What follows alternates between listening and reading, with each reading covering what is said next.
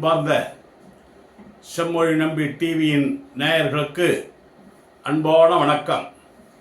அருமைக்குரிய நேயர்களே, நம்முடைய செம்மொழி நம்பி டிவியை சப்ஸ்கிரைப் செய்து விட்டீர்களா? அப்படி சப்ஸ்கிரைப் செய்யவில்லை என்றால் உடனே சப்ஸ்கிரைப் செய்து நமக்கு ஆதரவளிக்கும்படி அன்போடு கேட்டுக்கொள்கிறேன். அன்பிற்குரிய செம்மொழி நம்பி டிவியின் உறவுகளே, இன்றைக்கு அரசியலிலே நடைபெறுவதை பார்த்தால் உங்களுக்கு ஒரு தில்லாலங்கடி வேலையாக இன்றைக்கு நடைபெற்று கொண்டிருக்கிறது. நீங்கள் புரிந்து கொள்ள வேண்டும். அரசியலை அரசியலாக இன்றைக்கு மக்களுக்கு சேவை செய்ய வேண்டும் என்பதை மறந்து அரசியலில் ஒரு குழப்பத்தை ஏற்படுத்தி ஆட்சியை, தமிழ்நாட்டின் ஆட்சியை வருகின்ற 2026 பிடிக்க வேண்டும் என்கின்ற ஒரு மதோன்மத்த எண்ணத்திலே இன்றைக்கு பல கட்சிகள் அரசியல் செய்து கொண்டிருக்கிறார்கள். அருமைக்குரிய தோழர்களே, வருகின்ற செய்திகளை பார்த்தால் நமக்கு இருக்கிற சோர்ஸ்களை நாம் அங்கே விசாரிக்கின்ற பொழுது ஒன்றிய அரசிலே இருந்து சிலர் உளவாளிகள் இங்கே வந்திருப்பதாக தகவல் கிடைக்கிறது. இங்கே திமுக ஆட்சியை சிறப்பாக மக்கள் மத்தியிலே செய்து கொண்டிருக்கிறது. இந்த ஆட்சிக்கு வருகின்ற தேர்தலிலே மக்கள் ஆதரவளிக்க கூடாது. எப்படியாவது இங்கே பிஜேபி ஓரளவிற்கு சீட்டு வாங்கிவிட வேண்டும். ஒரு ஆளுங்கட்சியாக இல்லை என்றாலும் எதிர்கட்சியாவது வர வேண்டும். அதற்கு தக்க நடவடிக்கை எடுங்கள் என்று ஒன்றிய பிஜேபி இன்றைக்கு பல உளவாளிகளை இன்றைக்கு ரகசியமாக சென்னையிலே, தமிழகத்திலே இறக்கிவிட்டிருக்கிறார்கள் என்று தகவல்கள் வந்து கொண்டிருக்கிறது. இந்த தகவல்கள் உண்மையாக இருந்தால் வருகின்ற தேர்தலிலே தமிழகத்திலே இருக்கின்ற அரசியல் கட்சிகளிலே ஒரு குழப்பங்களை ஏற்படுத்தி, அங்கே அமைதியின்மையை ஏற்படுத்தி, ஒருவருக்கொருவர் மனப்புகச்சலை ஏற்படுத்தி, ஒருவருக்கொருவர் கூட்டணியை பிரிக்க வேண்டும் என்று இன்றைக்கு நாட்டிலே நடைபெற்று கொண்டிருப்பதாக சில ஸ்தாபனங்கள் இன்றைக்கு உருவாகி மறைமுகமாக பணியாற்றி கொண்டிருப்பதாக தகவல்கள் வந்து கொண்டிருக்கிறது.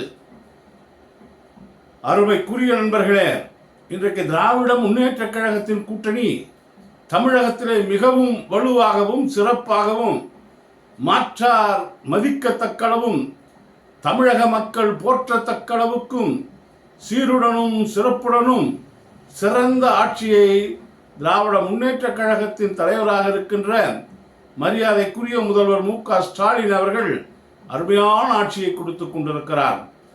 ஏழை எளியவர்களுக்கெல்லாம் இவருடைய ஆட்சி ஒரு பொற்காலமாக இருக்கிறது. இவ்வளவு தமிழகத்திலே நிதிநிலை நெருக்கடி.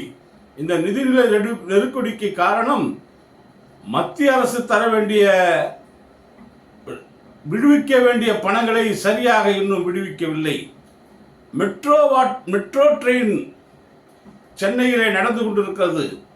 இந்த மெட்ரோ ட்ரெயினை சென்னையிலிருந்து மதுரை, சேலம், கோயம்புத்தூர், திருச்சி போன்ற மாநகரங்களிலே விரிவுபடுத்த வேண்டும் என்று நம்முடைய திமுக சர்க்கார் முயற்சி எடுத்துக் கொண்டிருக்கிறார்கள். ஆனால் மத்திய அரசு அதற்கு தக்க நடவடிக்கை, உறுதுணை கொடுக்க மறுக்கின்றது.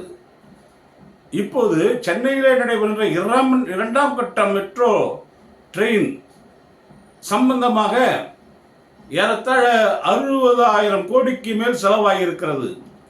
இந்த பணத்தில் எல்லாம் தமிழக அரசே போட்டுக் கொண்டிருக்க முடியுமா? அப்ப மக்களுக்கு என்ன நலத்திட்டங்கள் செய்ய முடியும்? நீங்கள் புரிந்து கொள்ள வேண்டும். மத்திய அரசு கொடுக்க வேண்டிய தொகையை இன்னும் கொடுக்கவில்லை. மத்திய அரசு கொடுத்தது போக தமிழ்நாடு அரசு 28,000 கோடி இதற்காக கொடுக்க வேண்டும். மத்திய அரசு 13,000 கோடி தான் கொடுக்க வேண்டும். அதற்கு பிறகு மீதி இருப்பது வெளிநாட்டு வங்கிகளிலே கடன் வாங்கி, வெளிநாடுகளிலே கடன் வாங்கி இந்த இரண்டாம் கட்ட மெட்ரோ ட்ரெயினை நாம் அந்த பணிகளை நிறைவேற்றி கொண்டு வர வேண்டும் என்பதுதான் போடப்பட்டிருக்கின்ற திட்டம். ஆனால் அதற்கு மத்திய அரசு இதுவரை ஒத்துழைப்பு கொடுக்கவில்லை. இதை பற்றி பேசுவதற்குத்தான் இதற்காக தர வேண்டிய நிதியை தர வேண்டும் என்று முதலமைச்சர் ஒன்றிய அரசிடம் சென்று பிரதமரிடம் நேரடியாக கேட்பதற்குத்தான் நேரம் ஒதுக்கி தரும்படி கேட்டிருந்தார். ஆனால் 20ஆம் தேதி கிடைக்கவில்லை. 25ஆம் தேதியாவது கிடைக்கும் என்று எதிர்பார்த்து கொண்டிருக்கிறார்கள். நிச்சயமாக நம்முடைய பிரதமர் அவர்களை முதல்வர் அவர்கள் சென்று சந்தித்து தமிழக வளர்ச்சிக்காக நிதி கேட்பார். இப்படி நிதி பற்றாக்குறையாக இருக்கின்ற பொழுதே இங்கே இருக்கின்ற மக்களுக்கு, வாழுகின்ற மக்களுக்கு என்னென்ன கொடுத்திருக்கிறார். இலவசமாக மகளிர் பஸ்ஸிலே செல்வதற்கு திட்டங்களை தீட்டி நடைமுறைப்படுத்தி கொண்டிருக்கிறார். மகளிருக்கு உரிமை தொகை என்ற ஒன்றை கொடுத்து கொண்டு இருக்கிறார். அது மட்டுமா, படிக்கின்ற மாணவிகளுக்கு உயர்கல்வி திட்டத்திலே படிப்பதற்காக அவர்களுக்கும் மாதம் 1000 ரூபாய் கொடுக்கப்படுகிறது. நான் முதல்வன் திட்டம் என்று மாணவர்களுக்கு உயர்கல்வி படிக்கும் பொழுது அவர்களுக்கு வேலை வாய்ப்புகளை உருவாக்கி தருவதற்காக ட்ரைனிங் கொடுக்கப்படுகிறது. இப்படி எண்ணற்ற திட்டங்கள். அது மட்டுமா, இன்றைக்கு குழந்தைகளுக்கு காலை உணவு திட்டம் வழங்கப்பட்டிருக்கிறது. அது எவ்வளவுக்கு எவ்வளவு முடியுமோ அந்த அளவுக்கு இந்த மக்களுக்காக சேவை செய்து கொண்டிருக்கின்ற அரசு.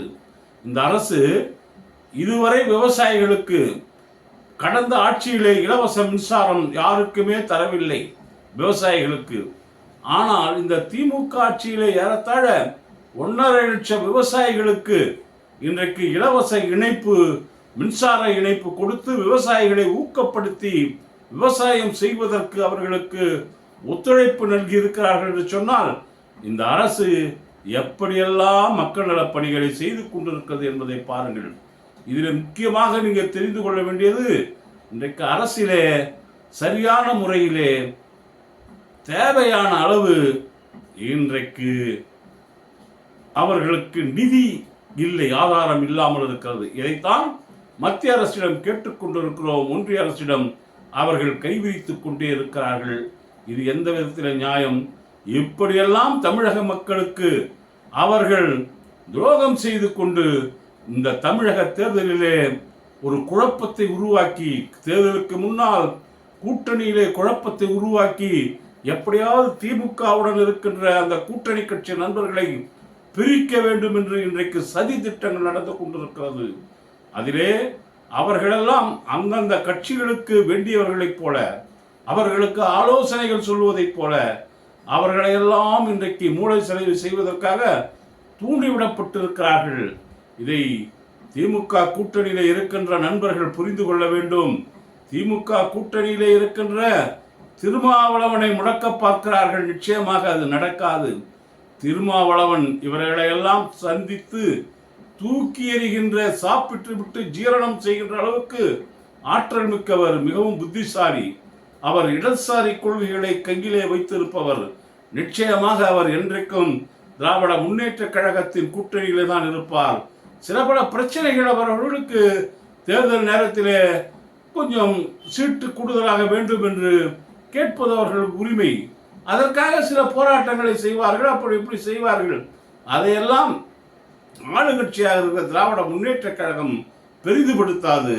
அருமைக்குரிய நண்பர்களே, ஒன்றிய அரசு விரித்த வலையிலே யாரையும் சிக்க விட மாட்டோம், எல்லோரையும் நாம் தடுத்து நிறுத்துவோம் என்று திராவிட முன்னேற்ற கழகம் நினைக்கிறது. அருமைக்குரிய நண்பர்களே, இன்றைக்கு காங்கிரஸ் இருக்கிறதே, அவர்கள் கூட போட்டி போடுகிறார்கள். ஏன்? அவர்கள் உரிமை, அவர்கள் கேட்கலாம், தப்பு இல்லை. 10 சீட்டு அதிகமாக தான் கேட்பார்கள், எல்லாம் கேட்பார்கள்.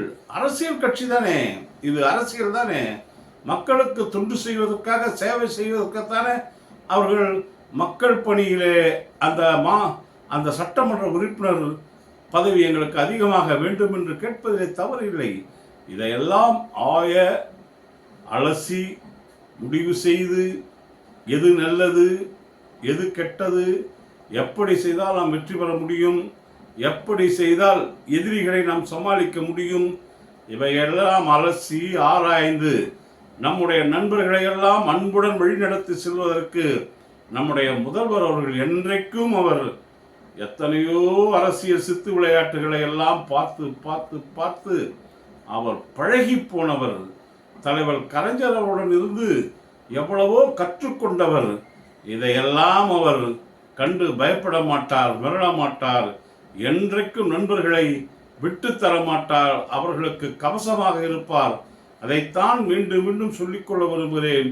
இன்றைக்கு நம்முடன் கூட்டணி கட்சியாக இருப்பவர்களை என்றைக்கு முதல்வர் விட்டு தர மாட்டார். அவர்களெல்லாம் அடுத்த தேர்தலிலும் திமுகவுடன் தான் இருப்பார்கள் என்பதை இந்த கூட்டணியை பிரிப்பதற்கு சூதுமதியுடன் அலைந்து கொண்டிருக்கின்ற ஒன்றிய உளவாளிகளானாலும் சரி, இங்கே இருக்கின்ற நம்முடைய லாய்ட்ஸோடு உளவாளிகளானாலும் சரி, இவர்களெல்லாம் நாம் தூக்கி அடித்துவிட்டு 200 சட்டமன்ற தொகுதிக்குவே கைப்பற்றி வெற்றி பெற்று மீண்டும் ஆட்சியிலே முதல்வராக நம்முடைய மு.க. ஸ்டாலின் தான் அமருவார் என்பது மக்களுடைய ஏகோபித்த கருத்து என்பதை இந்த நேரத்தில் சொல்லி, அருமைக்குரிய செம்மொழி நம்பி டிவியினுடைய உறவுகளே, உங்களிடமிருந்து நான் அன்புடன் செல்லுகிறேன். மறந்து விடாமல் சப்ஸ்கிரைப் செய்து எங்களுக்கு நல்ல ஆதரவு தரும்படி அன்போடு கேட்டுக்கொள்கிறேன். நன்றி, வணக்கம்.